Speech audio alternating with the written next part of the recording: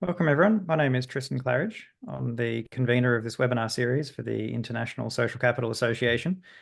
The association's mission is to advance the research and practical application of the social capital concept. And if you're interested in becoming a member, membership is available for anyone who's interested.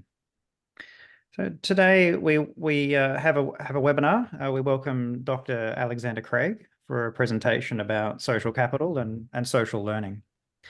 Alexander Craig is a postdoctoral fellow in the Department of Economics at New York University through the program on the foundation of the market economy. He earned a BS in chemical biosciences and economics from the University of Oklahoma and a PhD in economics from George Mason University.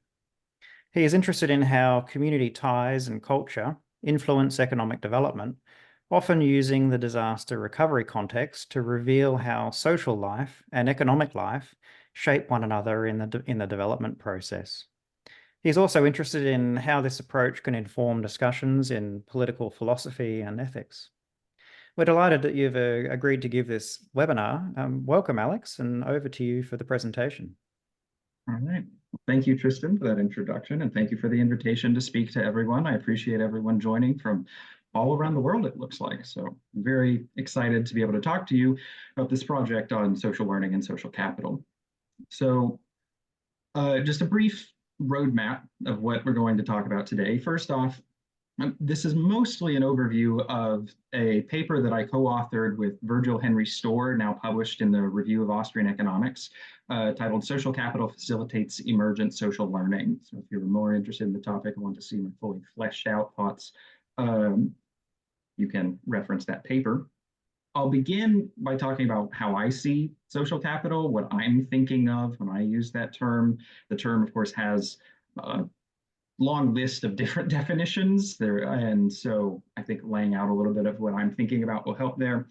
And then I'll give a little bit of an introduction to how Austrian economists think about analyzing social phenomena. So usually when I present this work, I'm talking to a group of Austrian economists, and I need to go deep into what social capital is. Today, I'm excited to get to kind of do the reverse and present a group who knows about social capital, but might not be quite as familiar with Austrian thinking and what this thing we call social learning is, but I'm excited to get into it. I think the main theoretical contribution of the paper is the category framework that I'll go through step by step and give some examples of what fits into the different categories and where I think there are some absences in existing research that this framework helps us to see. And then I'll use a couple of examples to talk about where we see what I'm going to call emergent social learning that takes place in social capital, which is where I think the big oversight has been.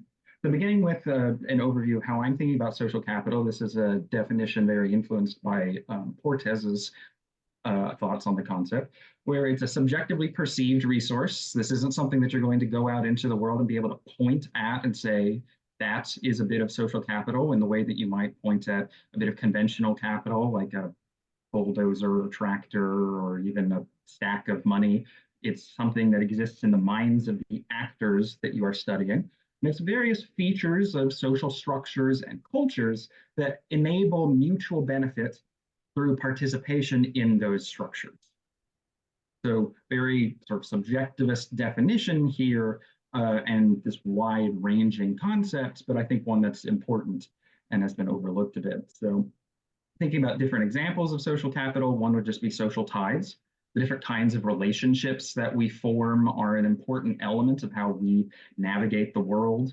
Whenever I get to know a neighbor or a coworker, that's a connection I can now use for all kinds of different purposes. So that's a bit of social capital. The kinds of norms that we all behave according to can help or hinder cooperation in different ways. You might think about how the norms around gender have changed over the past half century, especially, and how that has enabled people to form different kinds of relationships, build different kinds of businesses, cooperate in different ways. Narratives, I think of as a kind of social capital.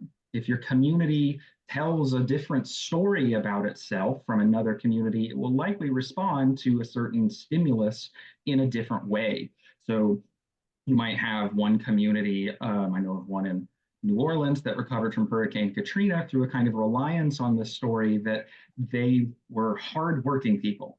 They got together and solved their problems by working together. They weren't going to wait on anybody to rescue them. They were going to do it themselves. And that's going to produce a different kind of cooperation from a community that maybe is more tradition based, that it's not necessarily directly in conflict with this other story, but it's a different conceptual resource to reach for to say, we've faced this kind of a problem before. Our traditions tell us how to address this kind of thing. Maybe it'll work better, maybe it'll work worse, but those narratives are a way that we can navigate the world and enable us to cooperate better. And then favors. If I do something for you, you do something for me later on, that kind of exchange of favors without explicitly laying out the terms of an agreement helps us to cooperate. It's necessary to have that kind of drawing fund on others, or to promise them that you will give them this kind of drawing fund if you want to cooperate with them in many instances. So those are sort of generally the kinds of things that I have in mind when I think about social capital. Now, when we talk about the Austrian approach, one emphasis is on the idea that the total knowledge available to human beings in the world is dispersed. It is available in total to no one in particular. And so we have to figure out a way of taking advantage of all these different bits of knowledge when nobody even really knows all of it.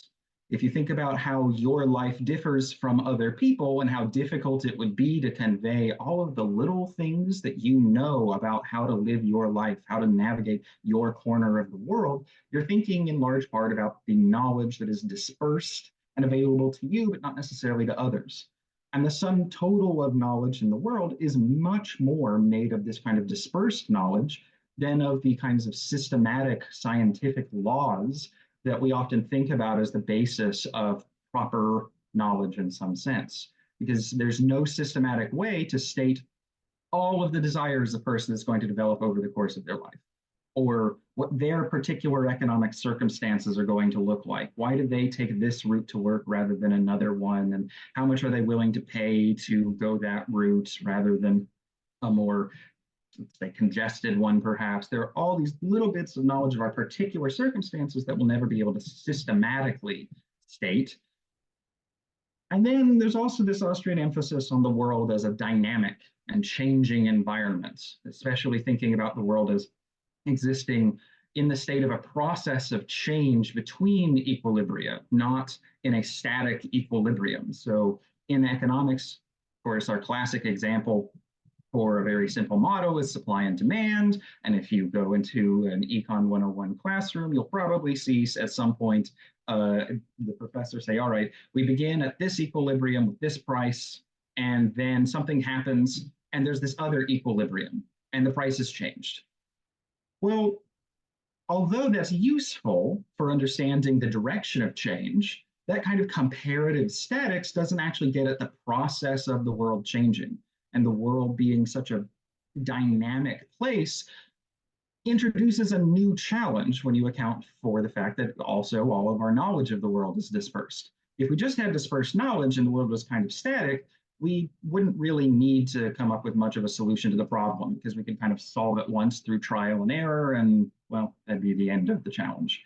And if the world were not made of dispersed knowledge, but still had this dynamic element, well, we'd all kind of know how it was going to change and we could coordinate our lives appropriately. But when you combine these two, you get a different sort of challenge where you need a system that enables people to in a way, communicate the kinds of knowledge that they can act on, but also you don't want people just constantly sharing everything that they know, telling one another as though the solution were to undisperse the knowledge, to make sure everybody has access to all of it. That's just not feasible. And so how do we overcome this knowledge problem? The standard economic answer is through what are often referred to as the 3 Ps: property, prices, and profit and loss, where We know who gets to make what decisions about what resources because someone owns them. We know what the trade-offs are in using a resource in different ways because we can see the prices that it will sell at. And then profit and loss provides us with a guide to whether we are in total increasing the value of the world's resources or decreasing the value of the world's resources. And furthermore, incentivizes people to find ways to create more value because we give them some of that value that they've created. So through this threefold structure of market interaction, we overcome the problem of dispersed knowledge, and we can have a system where that knowledge is constantly being communicated anew through this dynamic entrepreneurial process instead of imagining the world as a static equilibrium that just needs one set of prices to fix everything. And that approach is very useful, again, within just that economic context, but it's not so helpful as we start to think about social capital, most notably because social capital doesn't have a price attached to it most of the time. And so we need a broader concept than just this economic calculation to deal with other kinds of strategies for using society's knowledge better. And that's where this idea of social learning comes in. So social learning is the result of institutions which enable improvements in the use of society's stock of knowledge. And here I'm using stock in a very casual kind of way, again, because we shouldn't think about the stock of knowledge that's available to society as just kind of one mass that's all accessible that you just go and grab a part of. It's unique to each individual what they have access to and what they need to account for in others' plans and those kinds of things. And one example of social learning is economic calculation, but institutional development is also another kind of example. So the classic explanation for why the US adopted a federated governmental system is that you can do a sort of policy or institutional experiment in one area, and then if it worked, adopt it in other areas. Adopt it geographically into a new town or something like that, or adopt it at a higher level, have the state enforce it rather than the city, or even go all the way up to the federal level. But that kind of process of experimentation, seeing what policies achieve the aims of policymakers, and then adoption elsewhere is a kind of social learning that takes place. And of course, formal policy is not the only place where that takes place, but one prominent example. And when I think about social learning, I think this quote from Alfred North Whitehead really captures the most important thing to be thinking about here. He says, civilization advances by extending the number of important operations which we can perform without thinking about them. So often we're used to thinking about advancing society by enabling ourselves to do more ourselves or on our own. You give people a computer and they're able to do more math, they're able to do more problem solving. But Whitehead wants to say, actually, one of the important things, in fact, the more important thing, is that you economize on how much you ask people to accomplish in their own minds. That if they can do enormous things without even thinking about it, then they can focus on the areas where we don't yet have that ability. And that expands our ability to accomplish more and more. That's sort of the basis of the process of economic growth in my mind. So with that, let's talk about this category framework for thinking about different kinds of social learning. So one divide is between what I'm going to call explicit social learning and emergent social learning, where explicit means you actually lay out concretely what you have learned. You articulate it to yourself or to someone else so that the knowledge is then legible in that way. Whereas an emergent process leads to you learning something in a sort of as though way or an as if way. Rather than articulable knowledge, it's sort of I get to behave as though I knew the things that you know instead. And then we can also talk about whether the kind of social learning involves transfer of existing knowledge or development of new information. So if somebody in your group already is aware of some fact and tells it to another group, that's going to be a kind of explicit transfer. But if somebody discovers something anew that nobody else was aware of, I'm going to call that this development or discovery type of social learning. And I think there's been a neglect of study of the emergent mechanism of social learning in social capital networks. I think that researchers have primarily focused on the kinds of explicit information sharing that takes place in social capital. And so we can think about these 4 different areas that arise by toggling which one of these categories on each of these dichotomies that we're interested in, where there are these conventional economic examples that I'll go through a little bit as I explain each of these categories, but there's sort of generally the kinds of things that I'm thinking about there. So explicit knowledge transfer, let's start here, because this is probably the most straightforward one, where the knowledge is actually articulated. Somebody lays out what the world knows, or what the group knows, or what they know, and that knowledge is communicated between parties. So it's actually, again, going from one person to another. And here, the classic economic example would be something like advertising, where I have to actually tell customers at some point, hey, if you give me this much money, I will provide you with this good or service. Unless somehow we get that knowledge into the hands of customers, they're probably never going to find me. They're probably never going to actually trade with me. I'm much worse off. They can't take advantage of the knowledge that I have. So that explicit effort to communicate knowledge is very prominent in advertising as part of our economic lives. And I think this is a pretty traditional domain of research on social capital. How does knowledge of the world flow between parties? The probably example par excellence here is Mark Granovetter's paper on the strength of weak ties and how people find new job opportunities because one person who is quite socially distant from you is likely to have access to a very different kind of information set from what you have access to. And so you would already have tried to get the jobs that they know about, except you don't already have that knowledge. And so these distant ties are able to give you new information, while your closer ties probably mostly have access to the same kinds of information that you have.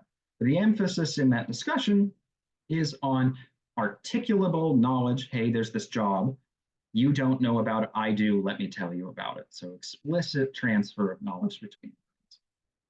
And then we can also talk about explicit knowledge developments, where, again, we're discovering something new. Nobody in the relevant group that we're studying was aware of this, and so it had to be brought in anew. And the knowledge is actually articulated. It's actually laid out by someone. And here you can think about inventing a new production process. This is my example as an economist. So that you might think of somebody who actually just spends time trying to work out, how do I make this good that it seems like people want to purchase? Once they come up with that new information, they're able to tell other people about it. They're able to arrange a firm around this technology. That is development of a new piece of knowledge that nobody was aware of before. There's this debate in economics about whether this predominantly happens through search process, where you deliberately lay out resources to try to come up with something new, or if it's more important that we allow people to have a moment of sharp alertness to a previously totally unseen opportunity. But either one of those is going to fall into the explicit development of a new bit of knowledge. And here, a great example is Bert on good ideas and social capital structures. And Bert's paper on structural wholes and good ideas, where he says that in his sort of experimental study almost, he finds that if 2 people have a connection to one another that is non-redundant, that is not very many people around them are connected to one another, those 2 people are more likely to have a good idea for increasing the productivity of the business that they work for. So you might think about somebody off in advertising and somebody in shipping. Probably there are not a lot of close connections between those 2 divisions within a firm, But if you get an advertising worker and a shipping worker together, they might be able to come up with a new idea because they have access to very different bits of information that they can combine in productive ways to develop a new bit of knowledge. So it's kind of a trivial example that wouldn't be totally novel to anybody today, but you might think somebody at some point in the past met someone in shipping when they worked in advertising and realized that they could slap an ad on the side of a truck. That kind of idea is more likely to arise, again, if you have non-redundant ties because of how different the two pieces of information or the two sets of information the two actors have, but they get together, they talk about this idea, they develop a new one. So social capital mediated explicit knowledge development. Now, moving into this emergent category, where I think that there's been much greater neglect of the concept, here we can think about enabling actors to behave as though they have learned others' knowledge. So they're not actually learning the new thing, they're not actually taking it in, but they're able to behave as though they were. And here, specialization in trade, as well as prices acting as signals, gives that kind of information. So when I am specialized in one line of work and you specialize in a different line of work, we each learn how to do very different kinds of things. But if we trade, we can obtain the benefits of the other person's knowledge of their area. I have no idea how to cook many of my favorite meals, but the restaurants that I go to in order to purchase them have it down pat. I am able to consume those goods as though I knew how to make them. And prices as signals give information about the relative scarcity of different goods and their relative abundance. So the classic example here is if a tin mine collapses, well, then the price of tin is going to go up because suddenly tin has become more scarce. People around the world are going to notice I should cut back on how much tin I'm purchasing, but they may have absolutely no idea that specifically it's the tin in that product that has gotten more expensive, and they're certainly not going to know, well, it's because a tin mine collapsed somewhere. They don't need to know, but nonetheless, they can alter their behavior as though they had learned about this bit of knowledge that the actual tin producer has. And here, I think the temporal flexibility of favors is a good example in social capital networks, where I don't really know what you need. I don't know how you're going to call in my favor at some point in the future, but I know that if I sort of say, all right, I'll help you out, maybe I'll help you move today, and at some point in the future, you'll figure out what you need from me, and that ability to trust one another to figure out, all right, who can I actually rely on? Who can I use to accomplish this other purpose? Helps us to know, all right, let's figure out, let's communicate between one another how we can aid one another. Coming back to that definition of social capital that I mentioned at the beginning. Emergent knowledge development, then, is the discovery of new knowledge through a non-articulated process, which for many people is going to sound very strange. How could you possibly discover something if you can't actually say what you've discovered? And the best example here is probably profit and loss signals. Is your business worth conducting? Is the firm losing money such that it should probably shut down? Are you gaining money, making a profit on certain things but not others? All of those signals come from your customers' willingness to pay, and they're never conveying to you exactly how much they're willing to pay. They're never going to tell you, hey, charge me more because you can and you can make more profit. What they're going to do is just buy or not buy. And so they don't communicate the knowledge directly to you, but nonetheless, you learn through looking at your economic calculations whether you are increasing the total value of the world's resources or decreasing it. And group growth and decline works this way, I think, in social capital, where if a group sees over time that their numbers are declining and they're disappearing, that means they're probably doing something wrong, or they're just not what the world needs anymore. So maybe they're still doing the right thing, but time to wind things down. If the group grows, then they've changed something or they've done something right, such that now the world says, all right, you are needed. People are joining you and saying, this is a thing worth continuing. And that kind of emergence process is never something where a bunch of people get together and tell you, oh, yes, I think that's the right thing to do. You just have to observe the numbers of the group. So it's one mechanism that you might see emergent knowledge development happen through in social capital. So a couple of examples here of emergent social learning. These are drawn from interviews done by researchers with the Mercatus Center at George Mason University, particularly following Hurricanes Katrina in New Orleans and Sandy in New York. So the Church of the Annunciation in Broadmoor is an Episcopal church in Broadmoor, New Orleans, where the priest who was in charge said that before Hurricane Katrina, it was white, old, and dying.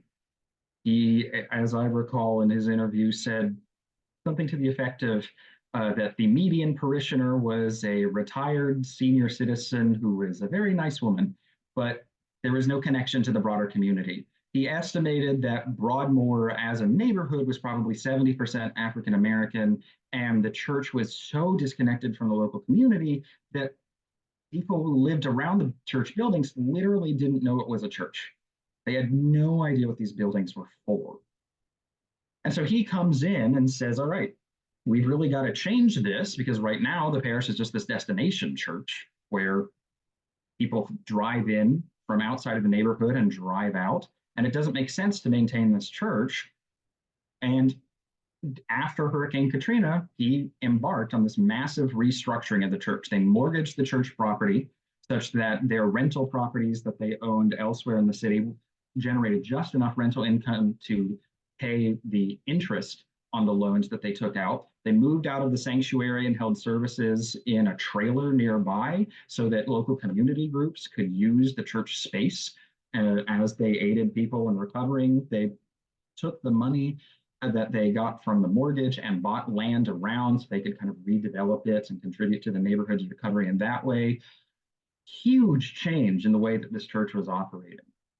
And so this priest, Father Kramer, had a listserv from when he was a missionary in Tanzania. And when he was a missionary, he specifically said he never asked for money, but people would donate money to him through an online link that he could then take to the Tanzanians he was helping and the churches and communities he was building up. And that cash support went straight into whatever the venture was in Tanzania, which was especially significant because he was expected to bribe local officials, which then meant that at one point, I believe it was the bishop, came to him and said, there's been a hit put out on your life and you need to flee the country now. And so he and his family left overnight and said to this listserv, like, well, we're just not missionaries in Tanzania anymore because of my refusal to bribe the local officials. Well, he reactivates that listserv after Hurricane Katrina hits in New Orleans. And it basically a few weeks after he's installed as rector of Church of the Annunciation, he starts saying, all right, I'm going to stop telling you about my adventures in Tanzania and start telling you about my adventures recovering this church in New Orleans. Again, never asking for money, but the donors nonetheless continued giving. And that enabled him to have just a chunk of cash that he could devote to whatever resources he thought the community needed in order to recover. That's a kind of emergent transfer of knowledge of what the community needs from him to the donors. So the donors give him cash. He's able to take advantage of his on-the-ground knowledge of what was needed, and the donors end up behaving as though they knew exactly what to buy for that community. That's only possible if he had that network pre-existing. If those donors knew, all right, this guy's honest enough that actually he will even get himself into a situation where his life is under threat. So I can just give him some cash and he'll use it in the best way possible. A lot of the time after disaster, people will complain that the kinds of aid that they are receiving are just useless. One example that always comes to mind for me was after a school shooting somewhere in the US, there was a town that had to say, please stop sending us teddy bears. We don't need teddy bears. We understand you want to help these children who have gone through this traumatic event, but teddy bears are useless to us. We've got thousands of them at this point. Stop sending them. Similarly, canned food can sometimes be useless after a disaster if you don't have a microwave, if you don't have a can opener, things like that. So this emergent transfer of knowledge really aided the community in being able to recover, only made possible through the trust in Father Kramer. Furthermore, there was a huge rearrangement of social ties in this parish. Not everybody wanted to mortgage the church property and move out of the church sanctuary and get involved heavily with the local community. He estimated that something like 50% of the church's membership left. And he said, look, if you want to sit in a pew, read the Book of Common Prayer, look at the nice stained glass, that's great, but there are a bunch of other churches that you can go to. We here have to get married to this local community. And learning which of those ties were actually reliable resources for doing the work the church was going to do was a big process. You might show up one day at the church and see, all right, maybe 100 people are attending on a good Sunday. But then 50% of those, you can't ask them to do anything except sit in the pew. So that's not actually a resource. And if you don't know how much of your social connections are actually social capital, you don't know what you can accomplish. And so there's this emergent discovery of learning which ties and what arrangement of them were actually effective for achieving the new ends of this new direction of the church. And subsequently, the Church of the Annunciation has grown. It grew up until COVID at a rate of something on the order of 2.3%.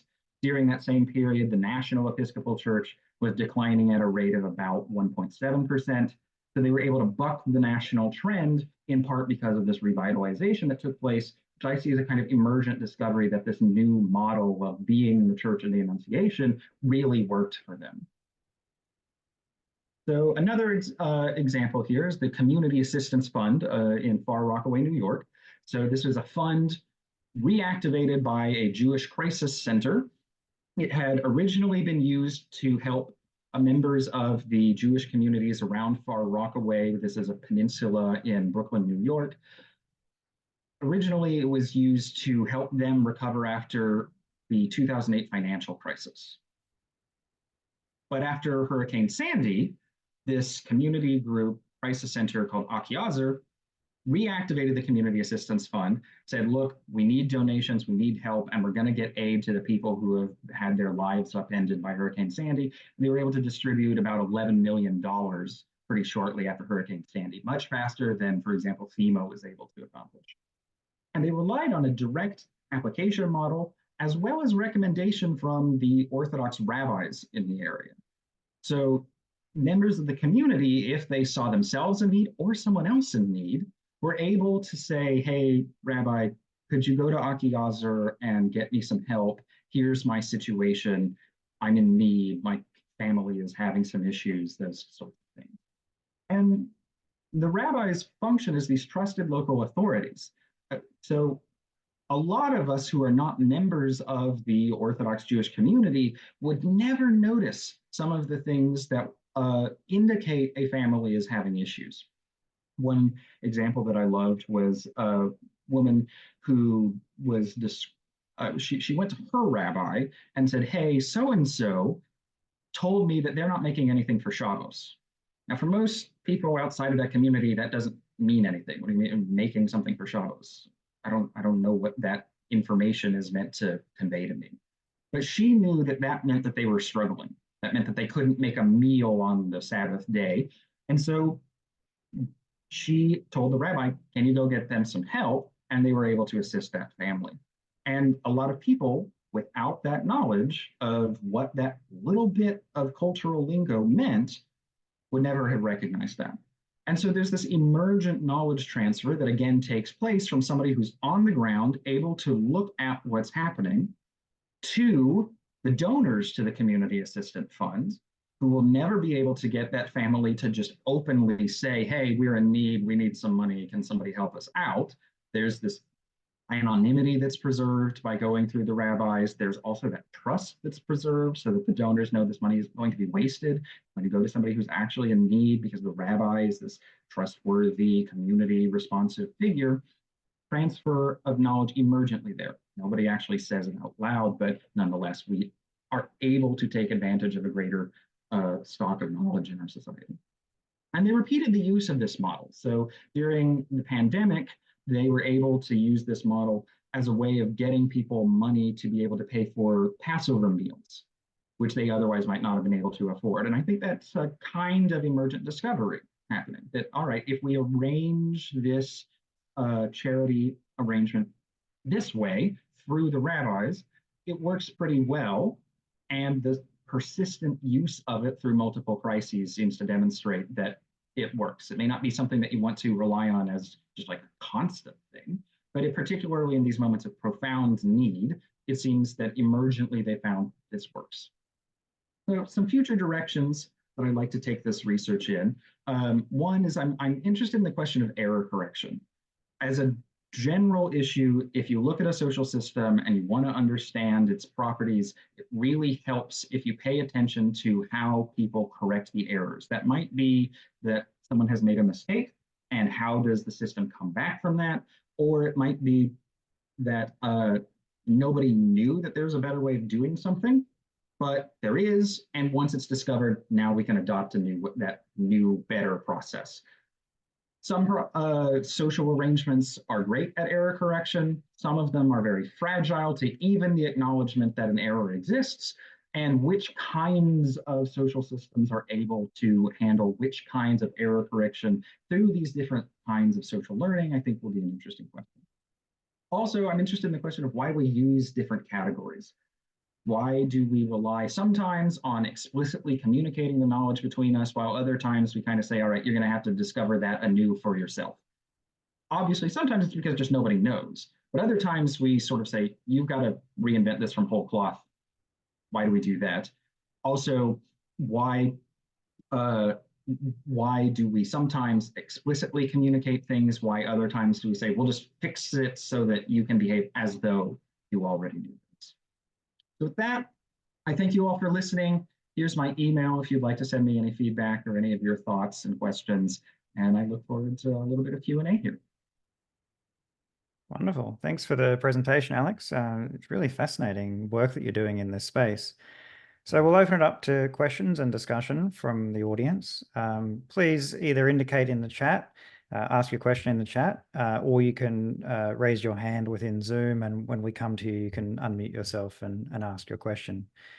So while people are formulating their questions and thinking about what specifically they want to ask you, I might start with a question first. And it's a bit of a, I guess, a theoretical kind of conceptual question that might take a little bit of reflection. That it strikes me particularly that the work you're doing on the emergent knowledge development, it seems to highlight an area of outcomes of social capital that aren't very well understood, or certainly aren't discussed at all in the literature, because we tend to see outcomes as being cooperation, collective action, social introductions, acts of reciprocity, these direct benefits or outcomes that are available particularly to individuals. But I think what you're highlighting here is that there's also an indirect path for that benefit to occur. And it has the potential then to solve, and maybe you can help me with what the appropriate way to describe this is, because I'm not an economist, but it seems to solve distribution problems, where that emergent knowledge development can allow the benefit to flow to those who need it without the individual providing that benefit knowing specifically what is needed. And that seems to be a central question and central problem that is addressed in economics, of how do you solve those distribution problems within a society to meet people's needs. So interested in your ideas on that. That's the way that I would describe it. I'd be interested in whether you think that is accurate to reflect your work, and how you would describe it using terminology that you're familiar with. Yeah, I think that's right, that this emergent mechanism allows people to not even have to know who knows something. They can very often, the classic economic example, of course, is anonymous exchange. That very often we trade with people that we don't know anything about. We couldn't tell you their names. We just sort of walk up to them at the cafe and say, hello, I would like coffee.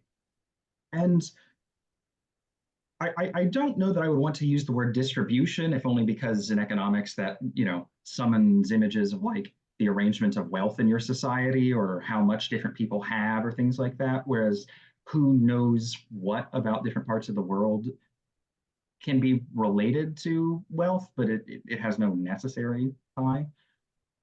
But I think that one of the things that economists, especially Austrians, really focus on is the idea of spontaneous order. That very often society is organized according to, well, it is, as is often said from Adam Ferguson, society and these spontaneous orders are the product of human action, but not of any human design. And so since there's no overarching plan to the whole thing, the fact that we're able to cooperate as well as we are is pretty miraculous. And that's one of the reasons why economic calculation becomes so important and central planning consistently fails, right? And so I am interested in this question of how social capital feeds into that. I don't think it can ever do as good a job as markets can in producing spontaneous order, but there are many instances where you just cannot use markets. You cannot maintain social capital very well if your entire relationship with another person is transactional or contractual. You have to lay out all of the terms on which you interact with another person. Well, that's not really a strong tie of trust. It's a contract that presumably is backed up by some further entity. And yet at the same time, it would be very strange if over millennia, human beings had just never created any means of generating spontaneous orders in unpriced social environments, especially given that through the majority of our history as a species, we lived in unpriced, purely social environments. So I think you're definitely getting at an important theme that has been under-addressed. The question of where to find that and where to look for it is a tricky one. Yeah. What do you think about understanding social capital perhaps as an exchange of relational goods that traditionally economists tend to focus on the exchange of commodities and the way in which prices are set. But if we extended that into the social space and we understood that there are relational goods, doing a favor for somebody, and these don't have prices associated with them, but they still could be understood as exchanges.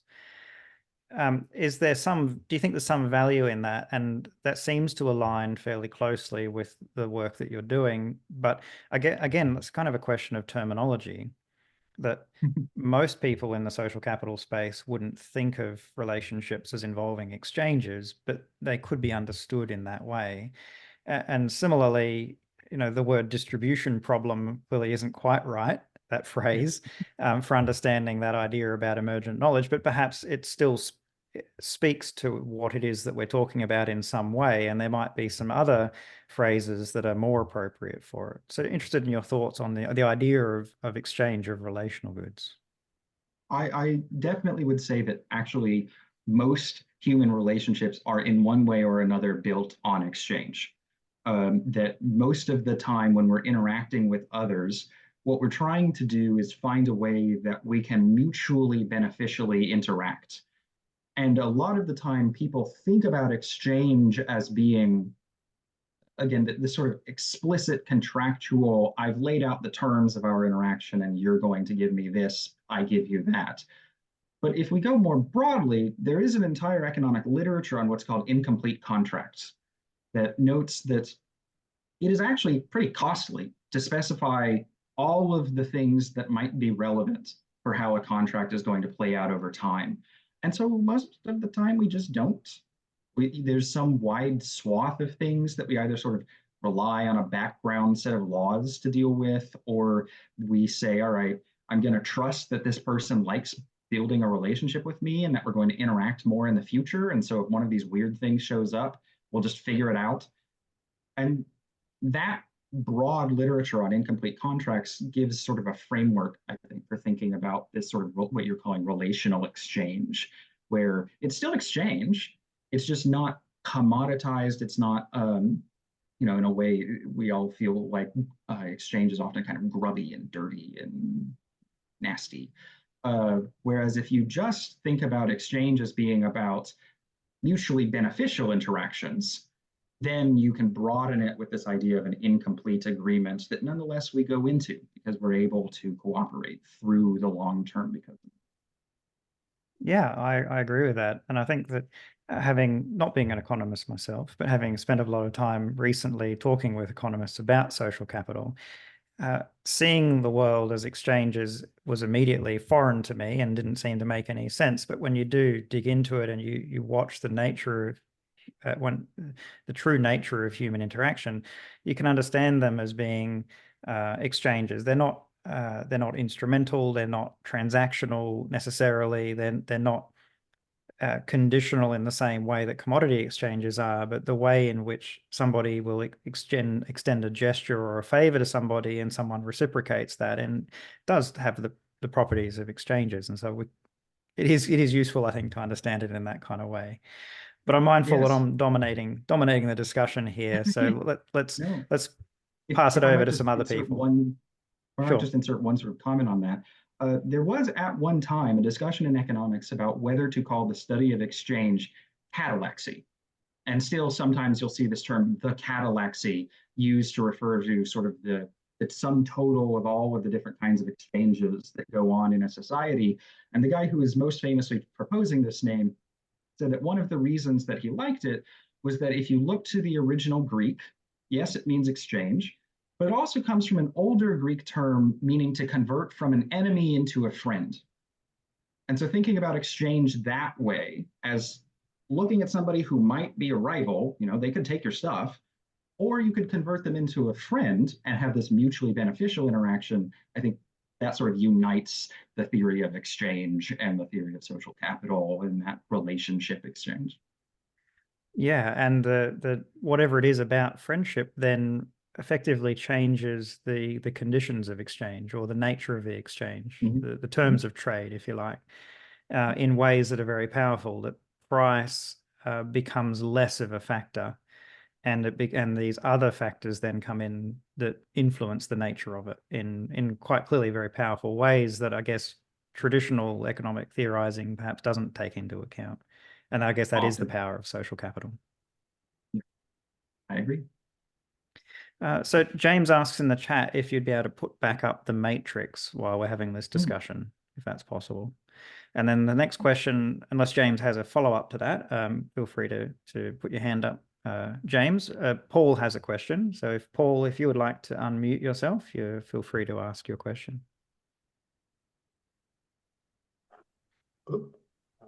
G'day. Yes, so I'm really interested in the idea of this emergent knowledge transfer and development, obviously in the perspective of emergent social capital. So I'm looking at disaster response at the community level, where we always try to institutionalize the knowledge and impart that pre-event to communities, and often fail at doing that. Yet I'm very aware that communities come together and they manage to transfer that knowledge, and through improvisation, they actually develop and create their own. So I guess my question's really around how do we tie those two together, the emergent social capital and the emergent knowledge transfer and development? And if you've got any suggestions on, particularly from a like how theoretical basis, how I'd tie those two together. I don't know if that makes sense. Yeah, well, one thing to ask about is sort of the entrepreneurial figure. That's the term that we often use in econ for the sort of change agent. A really great book on this, to plug some of my co-authors' work, is Community Revival in the Wake of Disaster by Virgil Henry Storr, Stephanie Hathaway, and Laura Grube, where they look at the recovery of these different communities and say, look, a really key figure in all of these different places is the entrepreneur.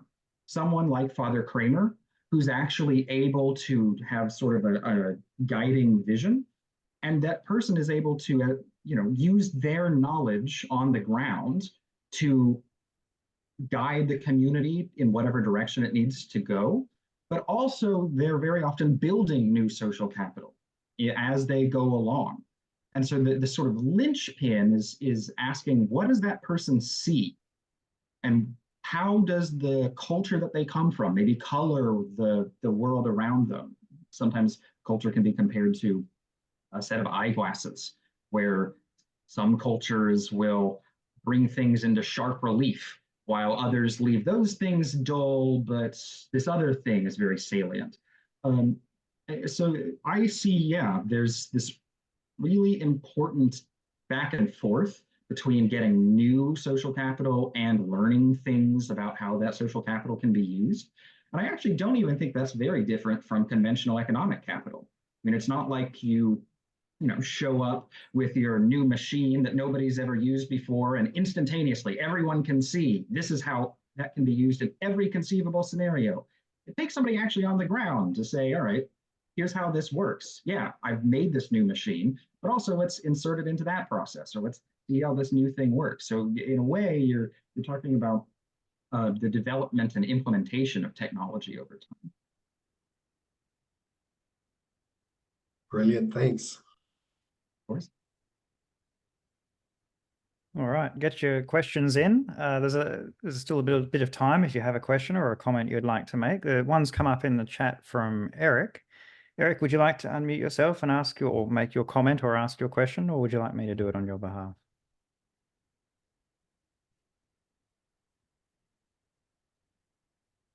How about I read the question, Eric, and if you want to, you can unmute yourself and have a follow-up. It's a comment, actually.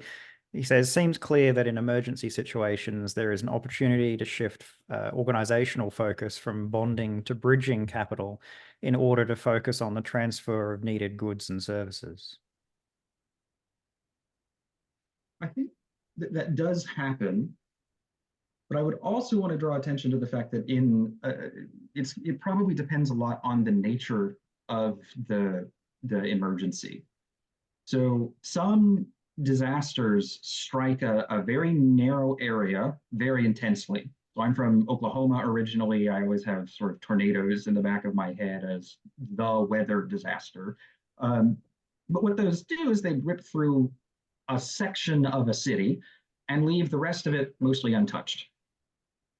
That then means that those people are reliant on a community response while everybody else is pretty much fine. So you can turn to your bridging social capital and say, hey, I really need help. Can you help me now because you weren't impacted by this? Whereas in something that has a very broad-based effect, like a hurricane, you may at first need to turn to those bridging ties, or rather, sorry, those bonding ties, those close connections, because you can't access the outside world. But then you're going to need bridging connections outside of the impacted area in order to access the social resources that are available for recovery.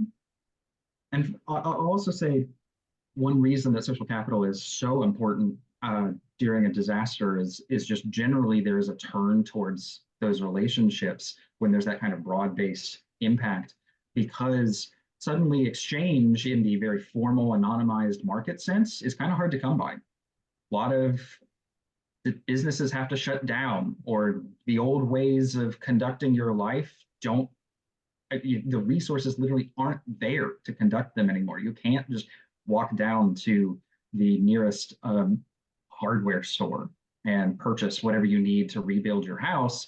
You've got to wait until maybe the entire city's unflooded, things like that.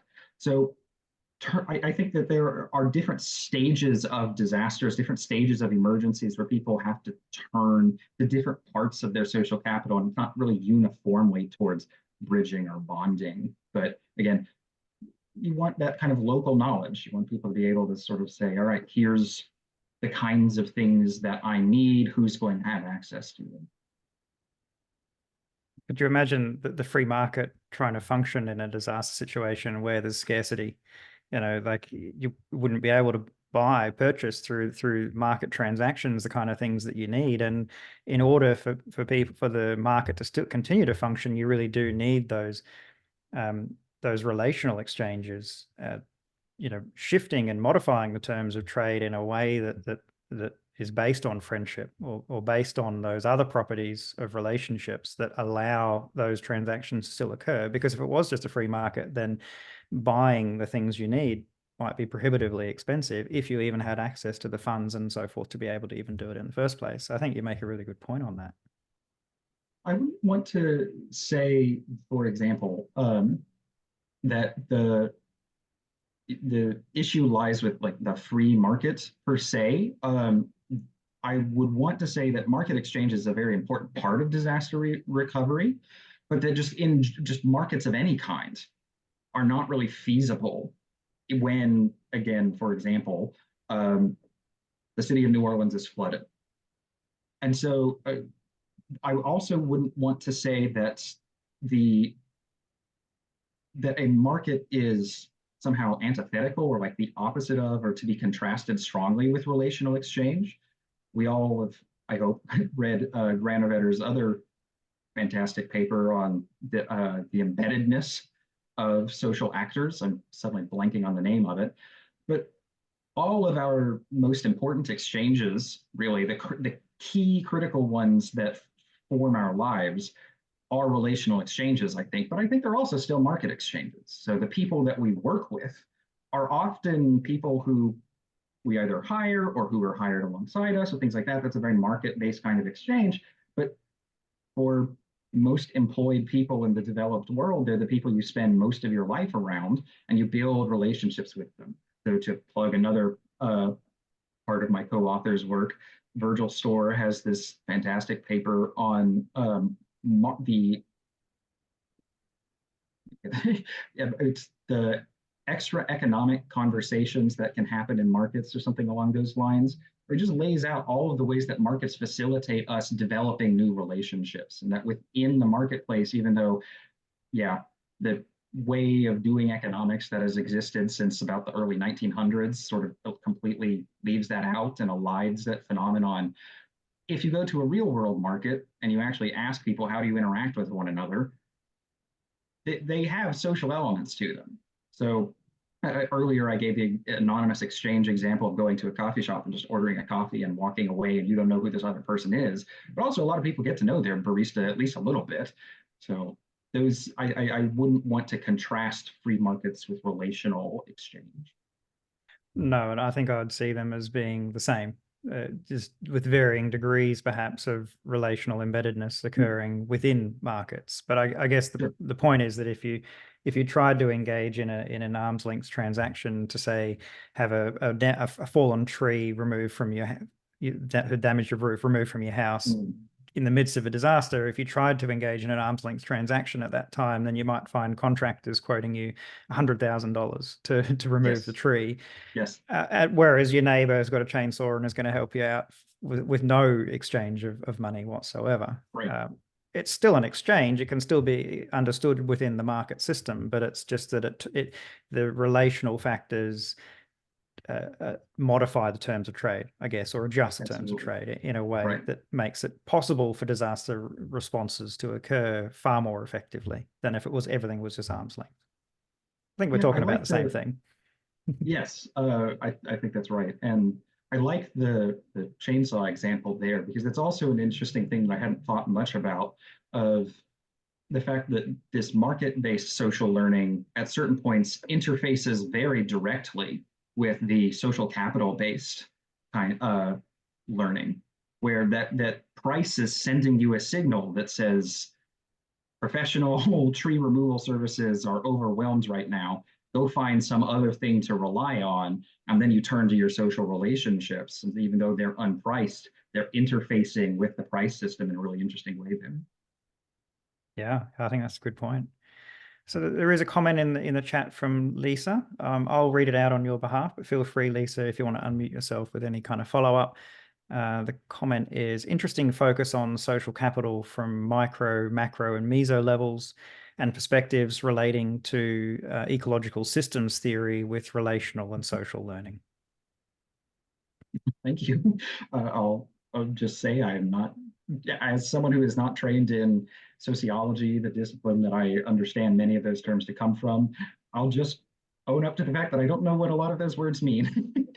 But I think that I did field during my PhD in economic sociology through an econ department. So there's some of that language I'm conversant in, and I think that there's a great deal of overlap.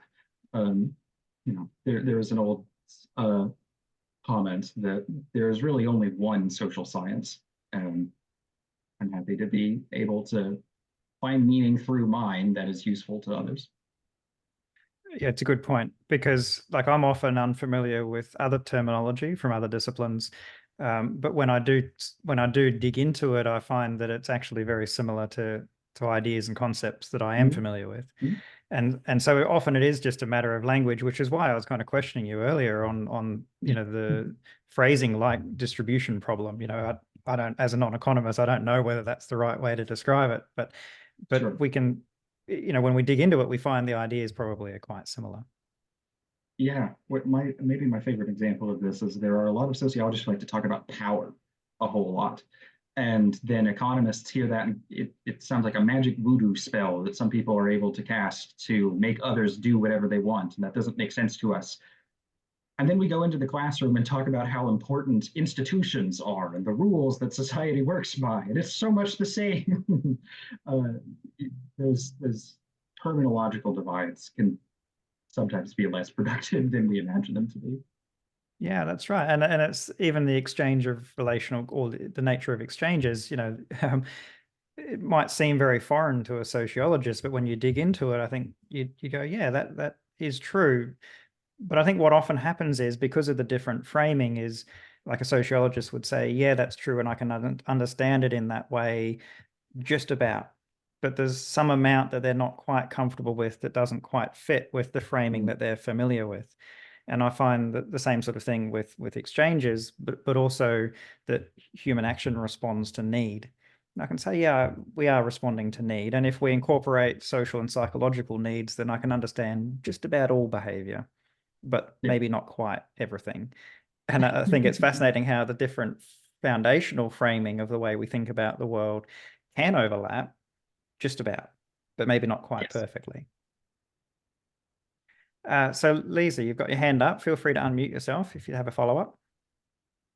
Oh yeah, I was just gonna say thank you that I do appreciate that there are often commonalities across disciplines and differing terms, and enjoying learning from the session too, and including the weak ties example that, for example, maybe an organization I might translate to, the importance of cross-functional teams understanding each other, whether it's marketing or sales or what, or the more they interact with each other, the more they can share that knowledge. And another example I do actually have, a sociology foundation as well, as the idea of social emotional learning is big in the education field and sector that I'm in, and I see a lot of those concepts and ideas translate to higher education, K through 12, or even in organizations where that self-awareness helps with the realizing whether it's more transactional versus more relational learning. And then lastly, to ecological systems theory from Rofenbrenner, I enjoyed seeing the connections across too, because it really starts with the individual at the center and then extends out to the spheres and networks that they impact, whether it's a classroom directly or their colleagues or team, and extends outward into cultural and social influences in our society and our economy. So, but yeah, appreciating the session today. Thank you. Thank you, Lisa. Yeah, thank you. So we still have a little bit of time. If anybody else has other questions they'd like to ask, feel free to post in the chat. If you don't want to unmute yourself, I'll happily read it out on your behalf. Or you can raise your hand and we'll come to you and you can unmute and ask your question. Because this is a fascinating discussion that we're having. Feel free to ask anything that relates to Alex's presentation in general. While we're just waiting to see whether any other questions pop up, another one for you, Alex. It's perhaps not quite a question, but I'm interested in your thoughts on it. In the example you were talking about with the church, to me, that really highlighted how ties or participation indicate what the potential for social capital, the social capital that may exist there. But you described how those people may not be willing or wanting to do anything. And it seems the doing part is what social capital really is, that potential to do. And that doesn't seem to be particularly well captured by many of the traditional measures of social capital that tend to focus on, the existence of ties, or even necessarily concepts like social norms or trust, because there can be very strong norms, but that still doesn't necessarily indicate that people are willing and wanting to do anything. So interested in your thoughts about how we might be able to capture what seems to be a very important aspect of social capital that perhaps isn't very well captured at the moment by traditional measures. I think there is a big problem in the field with the question of how to measure social capital. In addition to the sort of over definition problem, you see things that I don't really believe there's a big reason to think are social capital in themselves, or particularly great signs of there being social capital present. Sometimes you measure something by something that's just a proxy for it, right? That Putnam is very explicit in Bowling Alone that he's not measuring social capital directly, but his index is made of group membership roles, and as those have declined, he's saying this is an instrument for social capital. And I'm pretty skeptical of that, actually. It seems to me like formal membership is not obviously the thing to look for when you're looking for whether you have social ties that are useful. And it might just be that around the time that he was writing Bowling Alone, formal membership in these groups was declining as other kinds of social capital was recovering, possibly. It's one hypothesis that I think would need to be empirically investigated. But more broadly on the issue of how to measure social capital, this is a conceptual problem that also exists in economics, where standardly the way that a study would measure capital would be the dollar value of everything in the firm.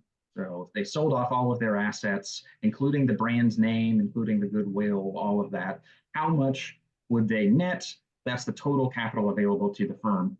I don't know that that's really a great tool outside of, again, a very narrow equilibrium context where prices perfectly reflect all information and aren't in need of any kinds of correction, et cetera. And so social capital, it becomes even trickier because you don't even have prices to rely on. And this aggregation issue, which already Austrians spend a lot of time saying, look, aggregates are misleading in many important ways, especially outside of an equilibrium setting. And so when measuring social capital, I think we just kind of have to think very carefully about, within this narrow context, what are we going to count? What kinds of questions are we going to ask? And then it may be that many measures of social capital aren't generalizable. That, all right, church membership makes sense as a metric of social capital in the 1960s US, and even at that, it may just be 1960s US, non-immigrants, so on, put all of the caveats you need. And there can be interesting things you can find about that. It's informative in our story about the Annunciation experience that the broader church was declining in membership while they were headed the other direction. But I wouldn't, for example, want to look at membership in like the Chinese Communist Party as a measurement of social capital. That is an organization that has all kinds of other things going on. There are legal issues at play. That's not going to be a great measure. So I don't really believe there is a universal measure of social capital, but I can point to specific ones that I can say that's probably nothing. I don't love it when people measure social capital by looking at voter participation rates. Given what we know about voter behavior, it seems like voting is mostly an expressive activity. People are saying, I am the kind of person who believes in the message of, take the politician. That's not a willingness to cooperate with anybody else. That's just expression, right? And so I've already said the membership in formal groups is also an issue. I've also seen people sometimes construct indices that were made out of both things that are supposed to be in themselves social capital and things that are supposed to be the consequences of social capital. And I don't love those either, because very often they'll contain, I remember one that I saw include the rate of single motherhood. I can imagine so many different things that would change the rate of single motherhood that have nothing to do with social capital, that it seems like nothing but pure noise to throw it into a social capital index. So there are all these different ways that people try to get at it. And I think that's part of why I like to rely on these kinds of qualitative metrics to the extent that they measure, right? Is just, I can tell a coherent story about within this context, here's the meaning of the changes. And hopefully they're generalizable. You know, these two examples, the Church of the Annunciation and the Community Assistance Fund in Far Rockaway, they're basically existence proofs, right? I'm not making any claims about size or how widespread they are. I'm just saying, look, we know it has happened here, so it's probably got to exist somewhere. We should pay attention to this. And quantitative metrics may just not be fully generalizable. And I really admire a lot of social scientific work that manages to merge both that qualitative and that quantitative to say, here's why this is a valid measure of social capital in this context. Now here's what the pattern looks like when we use it as a quantitative measure. Yeah, and certainly we're often limited by the availability of data. And so I can understand and I appreciate people who will take a measure like associational membership and say, well, this is an indicator of the existence of social capital. And there is some established logic there as to why it is a measure of social capital. But we're only getting a very small piece of the picture. You know, it's like looking at an elephant, and if all you're doing is looking at its tail, you might think that it's a rope.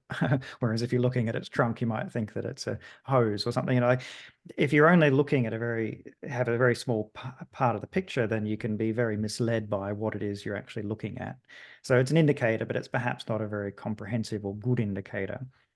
But I think the examples that you've given and the reason why these kinds of qualitative investigations are so useful is that it's really highlighted the importance of the intentionality. The intention to do something is actually far more important than the existence of ties. And there's one other thing that's come up in my own work, which is the idea of knowing, that if you don't know, it's one thing to know people, but you need to know more. You know, the opportunities to do things arises from knowing, not just knowing your neighbor's name is Bob, but knowing that he's an accountant, or knowing that he has certain tools, or knowing that he has certain resources or connections or knowledge or whatever it may be. And all of that knowing is required to open and enable the potential for these outcomes to occur. And so it becomes more than just the tie, more than just the norms and the trust, and even more than the intentions to be pro-social and to help other people, but also another level beyond that as well. And all of these ideas aren't necessarily particularly well captured in measures of social capital. But of course, we understand that data is hard to come by, and these are difficult things to measure anyway. Yes. On that theme, another Austrian, Emily Chamley-Wright, has written this fantastic paper titled "The Structure of Social Capital: An Austrian Perspective on Its Nature and Development," where she says, look, yeah, social capital is this kind of weird thing, but if you understand it through the Austrian lens, you get a much fuller picture, and it actually shows us some things about conventional economic capital. Where, all right, you can say this tractor could be sold for several $1,000s, and that means it's this much capital to the farmer. But if the farmer doesn't know how to use it, or doesn't know that it's there and that he technically owns it, then it's not really capital to him. And so, again, that's why I sort of start off my definition of social capital here with it's subjectively perceived. That also actually conventional economic capital has to be subjectively perceived as capital before it can be used. And you're never going to be able to just sort of go around the world and point at things and say, all right, that's a bit of norms, that's a bit of social ties, that kind of thing. I think it's a really good point. And it's really useful when you're thinking about social capital to think about the other forms of capital to understand social capital better. And if you take something like a tractor, if it's stuck in a swamp, it perhaps doesn't have a whole lot of value because it can't do anything. It can't provide the services that you want it to provide. So I think this is a really useful line of inquiry, thinking about these different combinations. Mhm. So there is one other, well, it's a very simple question, whether you're able to perhaps provide after the event a list of citations that you've talked about during your Yeah, presentation absolutely. and the discussion. I can send that along to you, Tristan, and then you can email it to anyone of interest. Or how about this? I can also put my email right there. And if someone is interested, I can send along whatever people want to know about. Yeah, so feel free to contact Alex if you have any questions, or I think probably a good idea to send through some materials to me, and I can include that in the follow-up email that I'll send later on today, my time, if that's possible. So any other questions from anybody in the audience that would like to bring up? Any other comments? It's been a fascinating discussion so far. Get them in quick, because otherwise I think we'll look to wrap up the session.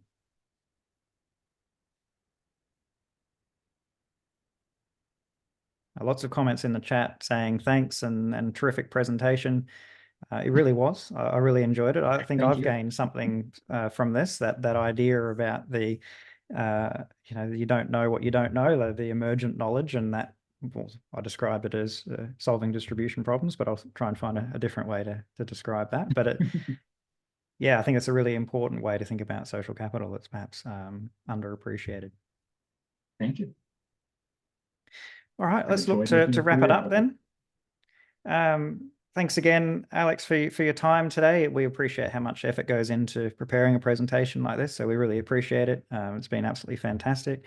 The next webinar in the series is going to be by Professor Lyndon Robertson, who's going to be talking about triadic relationships, because in social capital we often think about relationships between two people, but what about relationships where 3 people or groups are involved, and what can we learn about the nature of social structures from that in the context of social capital? So that's next week. The event details are on the website. Everyone's welcome to check it out and register for that. So thanks again, Alex, for the presentation. Thank you for the invitation, Tristan. I really enjoyed the conversation.